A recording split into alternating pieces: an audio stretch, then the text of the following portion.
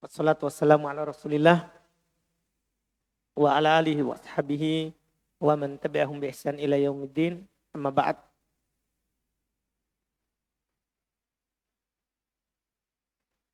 Alhamdulillah kita melanjutkan kajian kitab Ahadits Al-Akhlaq, hadits-hadits pilihan dalam akhlak.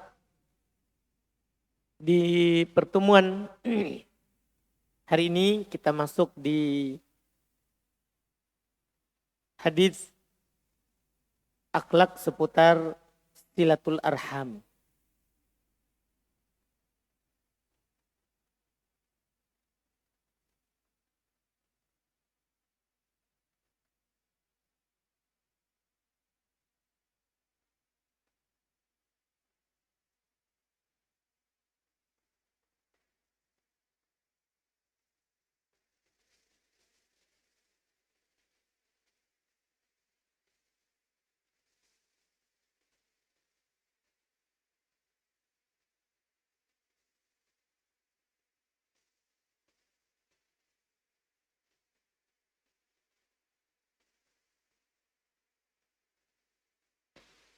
Kata Syekh Abdul Razak Ibn Muhsin Al-Abbad hafizahullah ta'ala di poin kelima, silatul arham, menyambung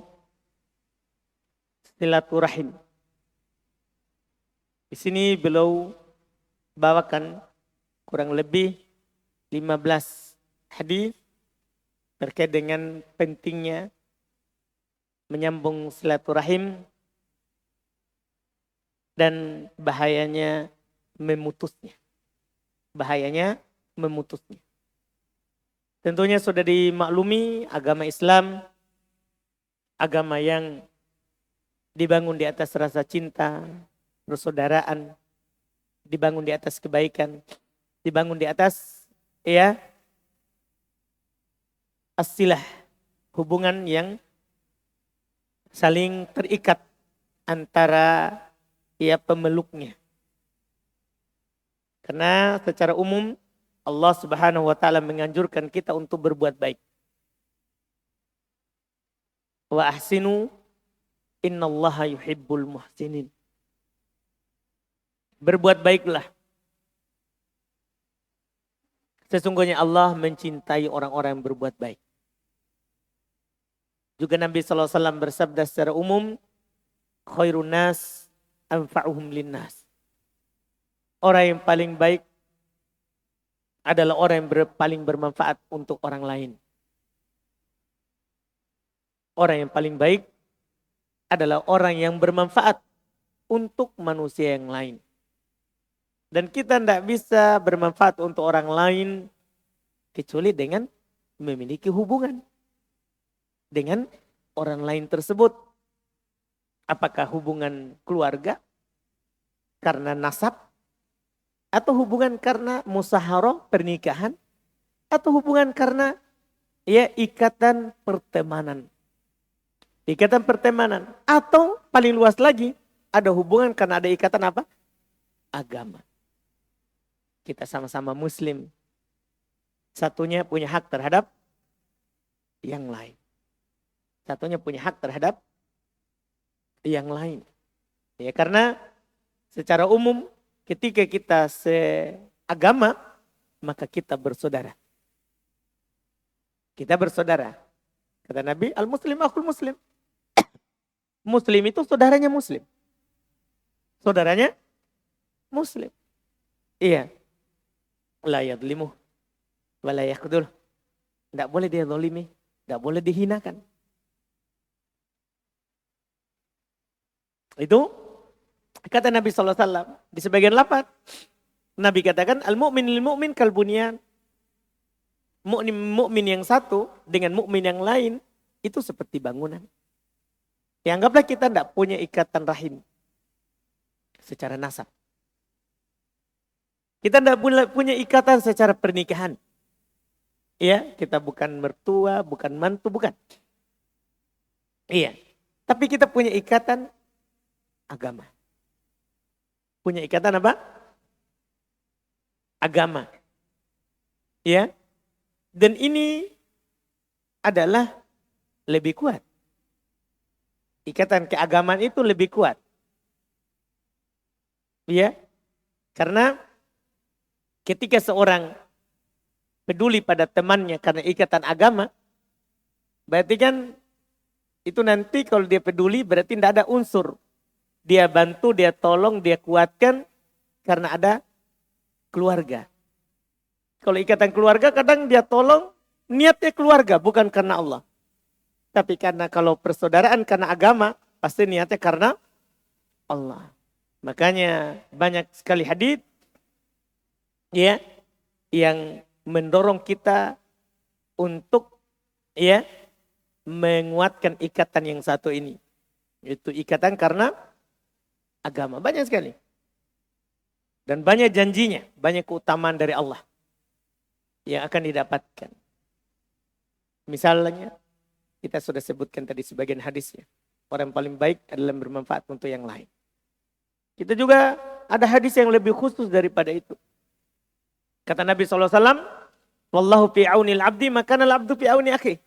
Allah akan selalu membantu itu hamba selama dia membantu saudaranya. Berarti kan ini pentingnya saudara. Saudara di sini apa? Saudara se-Islam. Saudara se-Islam. Dan Nabi SAW juga katakan, La yu'minu ahadukum hatta yuhibba li akhihi ma yuhibbu li nafsih. Tidak beriman salah seorang dari kalian dengan keimanan yang sempurna sampai dia mencintai untuk saudaranya apa yang dicintai untuk saudaranya. Dia mencintai untuk saudaranya apa yang dicintai untuk dirinya. Ini kan semua anjuran apa? Bagaimana kita menjaga persaudaraan secara umum. Apalagi terkait dengan silaturahim. Orang yang punya hubungan dengan kita. Ini yang kita bahas. Orang yang punya hubungan dengan kita. Di sini beliau akan sebutkan banyak hadis. Iya, hadis pertama kita baca. Kata beliau, hafizallahu taala an Abi Hurairah. Radhiyallahu taala anhu qala qala Rasulullah sallallahu alaihi wa alihi wasallam innallaha khalaqal khalqa hatta idza faragha minhum qamatir rahim faqalat hadza maqamul a'id minal qati'ah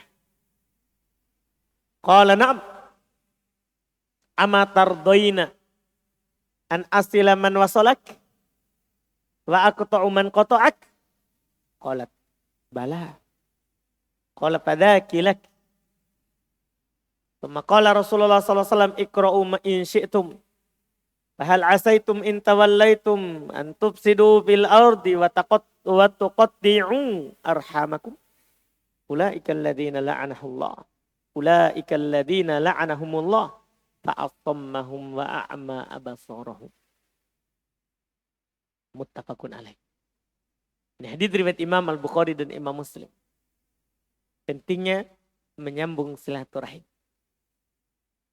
Kata beliau dari Abu Hurairah radhiyallahu taala an, beliau berkata Rasulullah sallallahu alaihi wasallam bersabda, Allah ketika menciptakan makhluk hingga sampai ya dari mereka maka selesai dari penciptaannya, maka berdirilah rahim. Berdirilah rahim. Dia berkata, ini adalah tempatnya orang-orang berlindung dari memutus silaturahim. Dia bilang begitu. Kata Allah, iya, ini tempat. Kemudian Allah katakan kepadanya, tidakkah kamu ridho? Saya sambung orang menyambungmu dan saya putus orang memutusmu. Rahim bilang, bala, iya saya mau seperti itu. Siapa yang menyambungku, maka engkau menyambung. Siapa yang memutusku, engkau putus dia.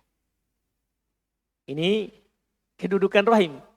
Jadi kalau kita menyambungnya, Allah akan menyambung. Kalau kita putus, maka Allah akan putus dengan kita. Berarti ini masalah menyambung silaturahim ini adalah bukan masalah sepele. Karena kalau kita menyambung, maka Allah akan menyambung kita. Tapi kalau kita putus silaturahim, maka Allah akan putus dengan kita. Ini Masya Allah. Kemudian Allah katakan, fadzakilak, itulah kamu. Kalau kamu sambung, saya akan sambung. Kalau kamu putus, saya akan putus. Kemudian Nabi membaca ayat. Beliau katakan, coba baca ayat kalau kalian mau. Itu ayat, fahal asaitum in tawallaitum an tufsidu fil ardi wa tuqatti'u arhamakum. Apakah kalian ingin jika kalian berpaling dan berbuat kerusakan di muka bumi dan kalian memutus arhamakum, memutus silaturahim kalian? Ulaikal ladzina la'anahumullah. Mereka itulah orang-orang yang dilaknat oleh Allah. Ini maksud dari siapa yang menyambung silaturahim, maka Allah akan menyayanginya. Tapi siapa yang memutus, maka mereka akan dijauhkan dari rahmat Allah. Karena kata Allah, mereka itulah yang dilaknat oleh Allah. Fa'asammahum, dan Allah membuat mereka tuli. Wa a'ma abasarahum, dan akan membutakan mata mereka. Karena mereka tidak mau melihat di hari kiamat di dunia, Allah butakan. Tidak mau mendengar, Allah tulikan. Iya, ini hadis menunjukkan bahwa ya, menyambung silaturahim itu ada sesuatu yang sangat penting sekali karena langsung ada hubungannya dengan Allah Subhanahu wa taala. Ini hadis yang pertama yang beliau sebutkan. Iya. Di hadis pertama ini juga menunjukkan bahwa menyambung silaturahim itu adalah sesuatu yang menjadi sebab mendatangkan ridho Allah. Yang mendatangkan apa? Ridho Allah. Karena dikatakan, Allah katakan kepada rahim, maukah kamu, ridhokah kamu, bahwa saya akan putus orang memutusmu, dan saya akan menyambung orang yang menyambung. Dan rahim bilang, iya. Dia setuju itu. Berarti ini adalah mendatangkan ridho Allah. Mendatangkan ridho Allah Subhanahu wa ta'ala. Hadis ini terdapat dorongan kepada kita untuk menyambung silaturahim dan juga terdapat peringatan kepada kita agar supaya kita tidak memutus yang namanya silaturahim itu sendiri. Ini di hadis pertama. Hadis kedua, wa ana Aisyah radhiyallahu taala anha, dari Aisyah radhiyallahu taala anha, qalat, dia berkata, qala Rasulullah sallallahu alaihi wa alihi wasallam, Rasulullah sallallahu alaihi wasallam bersabda, ar-rahimu mu'allaqatun bil arsh taqul man wasalani wasalahullah wa man qata'ani qata'ahullah. Siapa yang menyambung, katanya ar-rahim, rahim itu bergantung di arsh ar-Rahman. Berarti kedudukannya tinggi sekali rahim ini. Iya, kita tahu kan arsh ar-Rahman tinggi. Ini ya. Rahim di sana bergantung. Dia berkata, siapa yang menyambungku maka Allah akan menyambungnya. Siapa yang memutusku maka Allah akan memutusnya. Ini bahayanya silaturahim ini. Kalau kita putus maka Allah akan putus dengan kita. Kalau kita sambung maka Allah akan sambung dengan kita. Masya Allah. Nah, ini kata rahim ini. Ini sama dengan tadi hadisnya. Anjuran untuk menyambung silaturahim dan ancaman peringatan bagi orang memutusnya. Kemudian hadis ketiga, kata beliau, wa an Abdurrahman ibn Auf,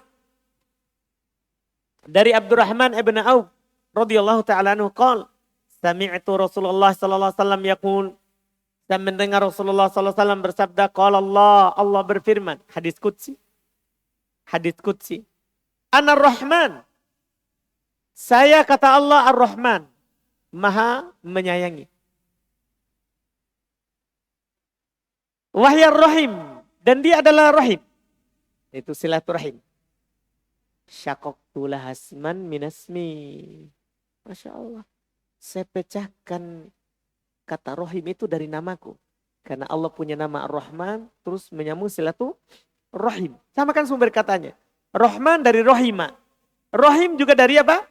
Rahima. Berarti kata roham itu menyambung silaturahim, itu berarti dari nama Allah. Dari nama Allah. Man wasolahu wasoltu wa man qata'ahu batat tuhu. Kata Allah, hadis qudsi, siapa menyambung silaturahim tak akan menyambungnya, tapi siapa yang memutusnya saya akan memutusnya. Sama kedudukannya tadi. Anjuran untuk menyambung silaturahim dan teguran keras bagi orang yang ingin memutus silaturahim. Ini yang disebutkan. Hadis ke-4 dan ini penutup dulu untuk sementara karena di sini banyak hadis yang disampaikan. Kita di awal ini kita akan baca saja hadis yang menunjukkan pentingnya silaturahim itu. Belum bahaya dan keutamaannya. Belum bahaya dan keutamaan. Hadis keempat dan ini panjang. Kata beliau an Amr ibn Abasah As-Sulami. Orang ini termasuk orang yang paling pertama datang kepada Nabi Islam. Dia akan ceritakan. Dia datang waktu itu masih sedikit orang masuk Islam. Baru dari kalangan laki-laki Abu Bakar, kalangan laki-laki merdeka, budak Bilal, kalangan perempuan Khadijah, kalangan anak muda Ali bin Abi Thalib. Bersedikit orang masuk Islam. Jadi Amr ibn Abasah As-Sulami, dia dari suku ya Sulami. Radhiyallahu ta'ala anhu beliau berkata, kuntu wa ana fil jahiliyah. Saya dan waktu itu saya masih di jahiliyah, belum masuk Islam. Adunnu anan nas ala dolalah. Saya memang sudah yakin bahwa orang-orang berada di atas kesesatan karena di masa jahiliyah. Wa annahum laisu ala syai', dan mereka tidak berada di atas sesuatu apapun. Wa hum ya'budunal authan, karena mereka menyembah berhala. Fasami'tu bi rajulin bi Makkah yukhbiru akhbaron. Ini awal hidayahnya ini. Saya pun mendengar bahwa di sana ada seorang lelaki di Mekah. Maksudnya Nabi Muhammad. Dia memberitakan berita-berita dari langit. Iya. Dia dengar kabar begitu. Karena kabar Nabi itu terkenal. Disebabkan karena perlawanan dari orang Quraisy. Musuhnya. Iya, musuhnya. Faku'attu ala rohilati. Maka saya pun naik kendaraanku ke sana. Fakodim tulu alaih. Saya datang kepadanya. Fa'idha Rasulullah mustakbian. Maka ternyata Rasulullah lagi bersembunyi-sembunyi dalam mengajak orang. Karena awal Islam. Belum terang-terangan. Masih sembunyi-sembunyi dalam mengajak orang. Belum datang orang per orang. Datang Abu Bakar. Ya. Belum ajak masuk Islam. Bilang saya telah begini-begini. Abu Bakar dinamakan As-Siddiq karena tidak ada penolakan sama sekali. Langsung apa yang Nabi katakan langsung dia benarkan. Karena Nabi Muhammad SAW terkenal dia tidak pernah berbohong sebelum Islam. Sebelum diutus sebagai Nabi. Dia langsung benarkan. Dia ajak orang secara sembunyi-sembunyi. Jura'a alaihi qawmuh. Ditambah lagi kaumnya, itu orang Quraisy di Makkah. Berbuat jahat kepadanya. Mereka menekan Nabi SAW. Iya, dengan ucapan dan perbuatan. Ucapan dan perbuatan. Fatalat taftu. Saya pun juga karena tahu hal tersebut, saya juga bersembunyi-sembunyi. Ya, hatta dakaltu alaihi bi Makkah. Sampai saya bertemu dengan Nabi di Mekah. Jadi belum tidak terang-terangan juga. Karena belum tahu bahwa ini tidak boleh kita sembunyi-sembunyi. Fakultulah. Saya bilang kepadanya, kepada Nabi. Ma'an. Ya, apa kamu? Jadi dia bertanya. Iya. Siapa kamu ini? Iya, biasa orang Arab pakai ma juga untuk yang tidak berakal. Nanti kita akan pelajari di bahasa Arab. Asalnya kalau yang berakal pakaikan man. Man, siapa kamu? Tapi orang Arab biasa juga pakai ma. Untuk bertanya, siapa kamu? Putih masmuk. Siapa namamu? Biasa, kamu apa? Kola. Nabi bilang, ana nabi. Saya nabi. Saya nabi. Belum tidak sembunyikan apapun. Fakultu, wama nabiun. Saya bilang, apa itu nabi? Karena orang berada dalam apa? Masa jahiliyah. Dia tidak tahu nabi itu apa. Dia bilang, apa itu nabi? Qala, kata nabi kepadanya, arsalani Allah. Allah mengutus. Allah mengutusku untuk menyampaikan risalah. Iya. Fakultu, maka saya langsung bertanya kepadanya, wa bi ayyi syai'in arsalak? Dengan apa kamu diutus? Maksudnya apa ajakanmu? Apa ajakanmu ini? Lihat kata Nabi apa? Qala. Nabi berkata kepadanya, arsalani bisilatil arham. Itu yang pertama sekali belum sebutkan. Belum tidak bilang, saya diutus untuk mendakwakan la ilaha illallah. Enggak. Pertama kata Nabi kepadanya, saya diutus untuk menyambung silaturahim. Nah, ini kan orang baik berarti. Dia ini bukan mau memutus dari keluarganya. Dia mau keluarganya itu supaya mengikuti ini kebaikan. Supaya menyambung silaturahim, bukan memutus. Berbeda dengan keyakinan orang musyrikin, dia bilang, wah ini dia mau pisah dari kita. Ini dia mau benar sendiri, tidak. Ini juga menunjukkan bahwa ketika orang sampaikan yang benar, bukan membenci kita, tapi dia mau menyambung hubungan dengan kita. Karena kan kita tidak beriman sampai kita mencintai untuk orang lain. Apa yang kita sukai untuk diri kita. Kan sudah saya sampaikan hadis itu tadi. Makanya ketika ada orang kasih tahu kita kebaikan, berarti dia mau kita baik. Makanya Nabi bilang, saya diutus untuk menyambung silaturahim. Wa kasril autan. Menghancurkan berhala. Baru duduk yang kedua. Menyambung silaturahim, menghancurkan berhala. Wa ayyuhadallah la yusyraku bihi syai'. Saya diutus supaya Allah itu ditauhidkan. Tidak diduakan dengan sesuatu apapun. Ini belum katakan kepada Amr ibn Abbas as-Sulami. Setelah beliau dengar itu dia berkata, qultulah. Setelah itu saya bertanya lagi kepadanya, faman ma'ak al-hada? Siapa yang bersamamu di atas ini? Ini ajakan. Siapa yang bersamamu? Qal, dia bilang, hur. Ada seorang yang merdeka yang lagi bersama saya. Berarti ini awal-awal sekali ini dia datang. Yang bersama sekarang saya adalah ada seorang yang bukan budak, wa abdun, dan ada seorang budak yang bersama saya. Qal, dan dia bercerita, wa ma'ahu yauma idzin Abu Bakar wa Bilal mimman amana bih. Waktu itu memang baru bersama Abu Bakar dari kalangan yang merdeka, bukan budak, dan Bilal dari kalangan budak. Iya. Fakultu, ketika mendengar itu saya langsung bilang kepadanya, ini muttabi'uk. Saya akan ikutimu kalau begitu. Saya akan menjadi pengikutnya. Jadi langsung dia beriman. Tapi kata Nabi kepadanya, innaka la tastati'u dzalika yaumaka hadza. Kamu tidak akan mampu pada hari-hari ini untuk menyatakan seperti itu. Karena waktu itu dalam satu riwayat dia mau bilang, saya akan keluar ini teriak di penduduk Makkah bahwa saya beriman. Nabi menasihatkan pada hari-hari ini, kamu tidak mampu terang-terangan untuk mengatakan itu. Iya. Ala taro hali wa halin nas, wa halan nas.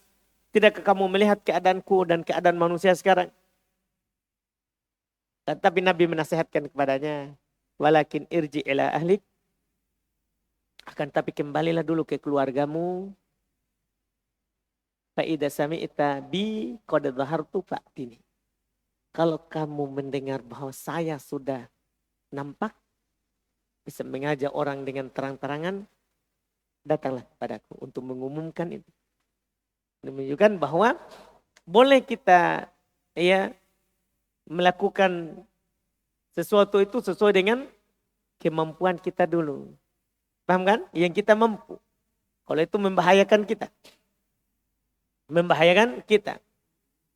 Jadi ya Nabi sarankan kepadanya, enggak usah kamu umumkan di sini. Karena keadaanku lagi tidak memungkinkan untuk terang-terangan dan keadaan orang sekarang. Kamu kembali saja dulu ke keluargamu, nanti kalau Islam sudah nampak, datang kamu ke sini. Datang kamu ke sini. Sampai akhir hadis. Ini riwayat Imam Muslim. Syahid yang menjadi poin di hadis ini adalah bagaimana itu Nabi menyebutkan silatul arham itu yang pertama. Ini menunjukkan apa? Pentingnya itu silatul arham. Penting itu yang namanya silatul arham. Tidak boleh kita karena kita sudah kenal kebaikan, kenal dakwah, pokoknya saya harus menjauhi semua orang. Ya, semua orang ditalak 3 begitu. Ya, tinggalkan. Pokoknya orang tua, kita sesat. Kita pelaku bid'ah, kita pelaku syirik. Ya, saya tidak mau hidup sama orang seperti itu. Paham kan? Enggak. Tetap silaturahimnya dijaga. Kalau memang waktunya kita kasih tahu dia, kasih tahu. Iya kan? Kalau belum waktunya, cari waktu yang tepat. Cari waktu yang tepat untuk memberitahukannya. Memberitahukannya tentang hal tersebut. Iya kan? Ini dilakukan. Lihat Nabi SAW. Ya, cara beliau menyampaikan. Beliau sampaikan ke keluarganya setelah itu. Beliau panggil keluarga dekatnya. Ya, beliau dakwakan Islam. Diterima. Alhamdulillah tidak ada yang. Karena ada dari paman beliau yang terima. Ada juga yang tidak terima. Ya menerima. Alhamdulillah yang tidak menerima. Beliau tetap aja lagi. Tetap menyambung silaturahim kepadanya. Ini pentingnya namanya silaturahim ini. Namanya silaturahim ini. Ya demikian pula hadis berikutnya lagi. Ya itu hadis yang ya Masya Allah terkait dengan seorang Arabi. Tapi ini nanti kita baca di pertemuan yang akan datang insyaAllah ta'ala. Terkait dengan seorang Arabi ya yang datang kepada Rasulullah SAW yang waktu itu Nabi sedang bersafar. Nabi sedang bersafar. Yang menanyakan apa yang harus dia lakukan, yakini dalam Islam. Ini kita ambil nanti insya Allah karena terkait dengan keutamaan. Juga menyambung silaturahim. Menyambung silaturahim. Kita cukupkan dulu sementara karena silaturahim ini hadisnya panjang. Kita ambil 3 kali pertemuan insya Allah. Kita ambil 3 kali pertemuan. Ada pertanyaan? Silakan.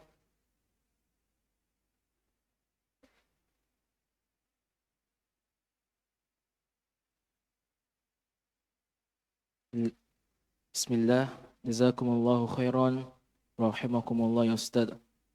Afwan Ustaz, ana ingin bertanya, apakah ketika kita sauzon kepada seseorang, namun tidak kita keluarkan dalam hati. Misal kita lihat orang menggunakan misalnya barang-barang bagus, terus kita bilang, dia ini korupsi. Apakah ketika seperti itu Ustaz, kita cukup beristighfar saja atau kita harus meminta maaf kepada orang tersebut? Baik. Syukran jazak. Pertama, kita tidak boleh bersuudzon. Karena kalau kita menuduh harus ada bayinah. Harus ada bukti. Iya, sebetulnya bukan karena dia korupsi, karena memang dia dia orang kaya. Ya, tidak boleh kita berburuk sangka. Tidak boleh berburuk sangka, itu yang pertama sekali. Kita melihat orang kaya punya banyak hal, berbaik sangka saja dulu. Jangan berburuk sangka. Ya, karena kalau berburuk sangka itu bahaya. Ya, kita telah masuk dalam akdabu al-hadith. Iya. Termasuk dari dusta. Itu berburuk sangka termasuk apa? Kedustaan. Jadi pertama kita katakan harus berbaik sangka. Kemudian masalah yang kedua, apakah kita perlu minta maaf pada orangnya? Ya kalau kita belum keluarkan, tidak perlu. Cukup kita beristighfar. Kalau kita belum keluarkan, cukup kita apa? Beristighfar. Iya, minta ampun kepada Allah, bertobat dari hal tersebut. Adapun kalau kita sudah keluarkan, maka ini harus kita minta maaf pada orangnya. Kalau ada. Kalau orangnya sudah tidak ada, maka kita harus sebutkan kebaikannya di tempat yang pernah kita sebutkan keburukannya. Harus kita sebutkan kebaikannya di tempat yang pernah kita sebut keburukannya. Seperti itu. Jadi kalau belum keluar, enggak apa. Syukran Ustaz. Terus?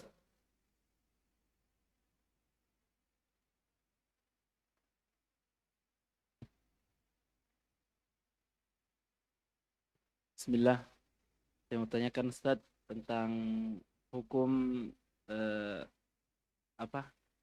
badal umroh dan badal haji. Sebagian orang menjadikan bahwasanya badal umroh itu sebagai ladang untuk mencari maisha, Ustaz. Apa hukumnya, Ustaz? Antum mau badal umrah? Enggak gitu? Alhamdulillah. Nanti kalau mau antum. Nah?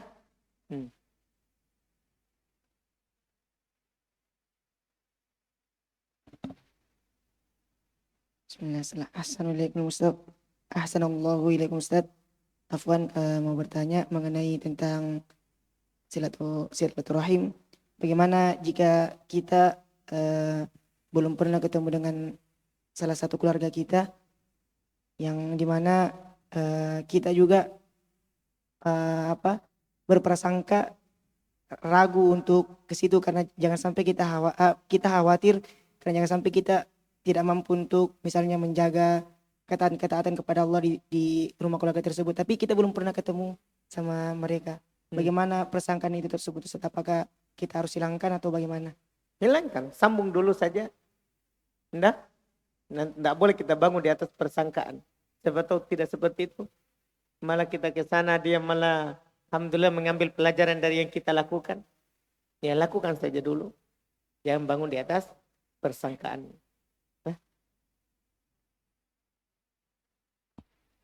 Bismillah, Assalamualaikum. Dan saya mau tanyakan Ustaz, bagaimana kalau misalkan kita diajak atau diundang untuk acara reuni? Nah, di situ ada juga Ustaz, ya bukan mahram di situ. Apa hukumnya menghadiri di situ Ustaz? Jangan hadir. Ya. Terus yang kedua Ustaz, kalau misalkan bibi kita panggil untuk menghadiri acara syukuran di rumah, di situ Ustaz banyak sepupu, bukan mahram. Nah, apakah kita hadir kemudian duduk di situ Ustaz atau kita cari alasan yang lain? Kalau tidak membahayakan, hadir saja. Bibi tak mahram tadi. Ya ada sepupu Ustaz. Tinggal hindari sepupunya. Gitu. Kalau dia mau peluk, bilang saya bukan mahram. Kan gampang tuh. Dan yang terakhir Ustaz, kan mungkin pengalaman ini banyak yang pernah alami waktu SD Ustaz. Kalau misalkan kita mau pergi sekolah atau pulang sekolah atau pergi bermain, nah biasa Ustaz ke balai ini buang air. Nah biasanya itu kita mengambil batu 3, batu kecil baru dikantongi dengan berkeyakinan batu itu akan menangkal ini buang air Ustaz. Nah apakah itu termasuk kesyirikan? Ya syirik, tatoyur itu. Saya kira ambil batu 3 untuk cebok. Kalau itu boleh. Kalau ambil batu 3 untuk habis buang air kita cebok. Nah, boleh. Memang begitu. Ya kita boleh buang air. Terus tidak ada air. Kita pakai batu. Enggak? Paling sedikit 3 batu. Paling sedikit 3 batu. Adapun ambil batu 3 supaya tidak keluar airnya. Itu tatoyur namanya. Khurafat. Syirik. Tapi kalau misalkan masih SD Ustaz, apakah itu maksudnya belum balik? Apakah itu udah tercatat masuk berbuat syirik? Belum. Karena belum kena taklif beban syariat. Nah. Syukran Ustaz, jazakumullah khairan. Bismillah. Ustadz, yang saya mau tanyakan mengenai memutuskan silaturahim. Bagaimana kalau kita blokir akhwat yang belum halal untuk menjaga kita tidak Bahaya nih. untuk tidak jatuh dalam fitnah? Apakah itu termasuk memutuskan silaturahim? Enggak lah. Itu memang harus diblokir. Nah, alhamdulillah. Dan jangan buka blokirnya. Jangan sampai hari Jumat sore diblokir, Jumat pagi depan buka lagi blokirnya untuk lihat status. Tapi bagaimana Ustadz kalau itu tetangga tak? Bir tetangga. Bahayanya itu masalah. Blokir dia, jatuh kita dalam fitnah. Dah, saudara? Iya. Kalau memang mau lamar mi tetangga tak? Alhamdulillah. Bismillah. Apa tuh masalah apa? Pertanyaan titipan, Ustaz. Titipan. Apa hukum menerima barang dari orang yang pekerjaannya itu haram? Halah. Misalnya apa, Pak Hari? Pemakanan kah atau Enggak, maksudnya dia kerjanya apa? mencuri? Mencuri. Terus dia kasih kita. Dia kasih kita hasil curiannya. Halal. Dia berdosa karena mencuri. Tapi kita kan dikasih. Yang kedua, lanjutan pertanyaannya Mas kemarin. Mas. Kan menyembelih tanpa menyebut nama Allah itu hewannya jadi bangkai. Tapi bagaimana Ustaz kalau dia menyembelih menyebut nama Allah tapi diiringi dengan doa-doa kesyirikan, Ustaz? Haram juga. Nah, kalau doa-doa kesyirikan haram juga. Walaupun disembelih karena Allah, untuk Allah, karena nama Allah, tapi untuk syirik haram juga. Karena li ghairillah. Nah, itu berarti disembelih untuk selain Allah. Nah, Jazakallah khair, Ustaz. terus sedikit lagi.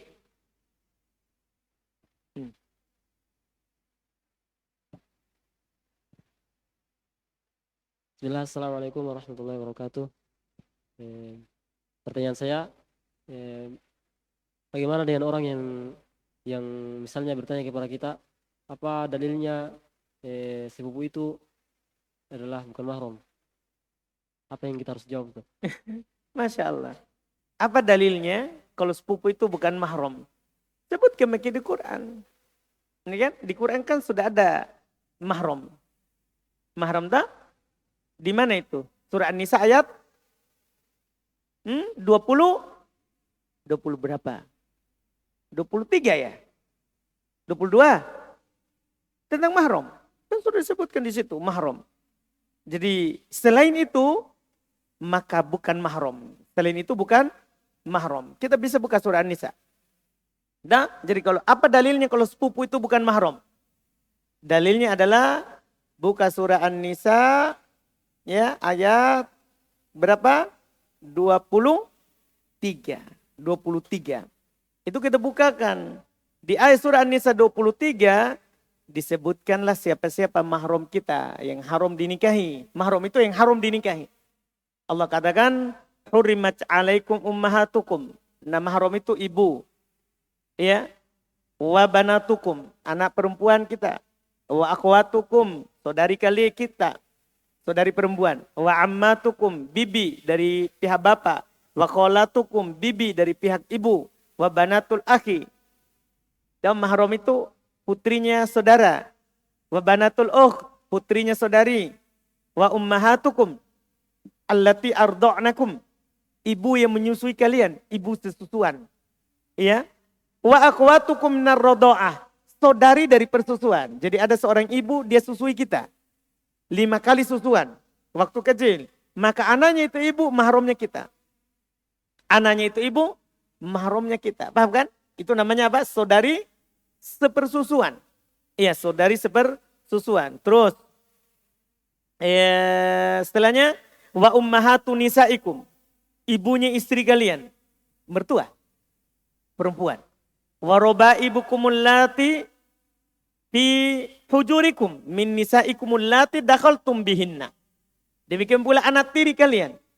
Anak tiri. Jadi ada seorang janda, ya misalnya Yusuf nikahi. Ini janda punya anak perempuan. Maka anak perempuan itu adalah apanya Yusuf? Mahramnya. Tapi syaratnya kalau kalian sudah masuk ke mereka, kalau kalian sudah berhubungan dengan istri itu tadi.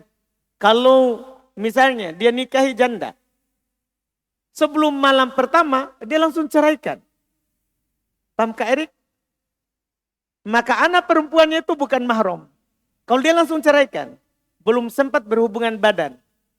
Terus tiba-tiba dia enggak suka. Enggak suka deh. Enggak cocok. Iya misalnya. Langsung Yusuf ceraikan. Sudah putrinya itu bukan mahram. Boleh nanti dia lamar. Itu. Jadi boleh dia lamar itu putrinya itu ibu. Nikahi. Kan bukan apa? Mahram. Karena syaratnya adalah anak tiri yang ibunya sudah kalian gauli. Itu mahram. Terus, fa'ilam takunu dakhaltum bihinna fala junaha alaikum. Kalau kalian belum masuk kepada ibunya maka tidak masalah untuk kalian nikahi. Ini dibilang apa? Mahram. Ini dibilang apa? Mahram. Kemudian setelah itu wahala ilu abanaikumul ladzina min aslabikum. Demikian pula termasuk mahram adalah ya yang Allah sebutkan di sini halail abanaikum. Ya. Yang katanya istri dari anak. Ya, istri dari anak kandung, yaitu menantu. Ada menantu perempuan, istri dari anak kandung, bukan anak angkat. Kalau istri dari anak angkat, bukan mahram. Anda istri dari anak angkat. Jadi ada seorang mengangkat anak. Kasusnya Yusuf lagi. Diangkat anak. Diangkat anak laki-laki. Istri dari anak laki-lakinya itu bukan mahramnya Yusuf. Nanti kalau anak laki-lakinya ceraikan, dia nikahi, halal. Paham Yusuf? Antum punya anak angkat laki-laki. Anakmu ini ceraikan istrinya. Kemudian istrinya anakmu itu antum lamar lagi. Halal. Tapi kalau istrinya anak angkat, itu mahram. Istrinya anak kandung, itu apa? Mahram. Jelas kan? Ini di mahram. Apa dalilnya kok? Jadi sini ada sepupu enggak? Yusuf? Enggak ada. Artinya selain di sini kecuali sepupunya itu persusuan. Jadi ini saudaranya bapak, saudaranya ibu, dia susui juga kita. Waktu itu kebetulan sama ya melahirkan dengan ibu kita, akhirnya dia juga menyusui kita. Maka sepupu itu mahram. Sepupu itu apa? Mahram. Jadi bisa kita tanya memang, ibu kita tidak susui itu dulu sepupuku. Ya atau tanya itu ibunya itu bibita. Dulu waktu kita tidak susui saya. Kalau dia susui aman. Itu sepupu adalah apa? Mahram.